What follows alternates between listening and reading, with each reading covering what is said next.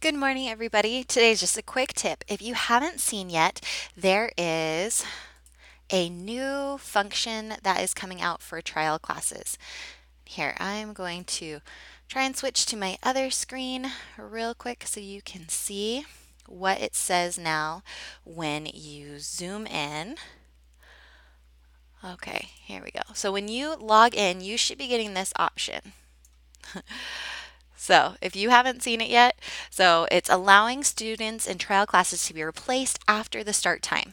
Now, that's kind of been happening already, and it's caused a lot of problems. So today I just want to go through pros and cons about whether to agree or not to agree with doing that. So firstly, it would allow you to make more money, which is always really nice because if the trial class doesn't show, then they switch it with another one.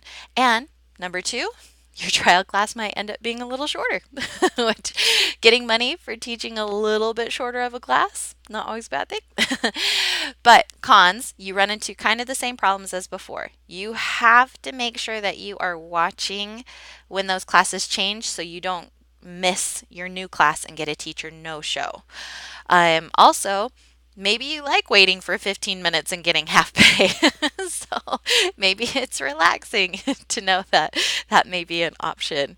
So just be really conscious about whether you want to do it or not because you will have to make sure that you're refreshing. I personally like to keep open a second window. I do have two screens though, so I have open another because there's two different browsers. So I will keep open, even though that's going to change once the app. Well, actually, no, that's not true because you can still use the browser to look at your portal. You just can't teach from it. Anyways, so I usually keep open the Chinese server and the American server so that I can keep refreshing and seeing if classes have been canceled, keep open a bookings page, and then have open my teaching page. And then I also can write feedback while I'm waiting too. So those are all the balls I have in the air while I'm doing no shows.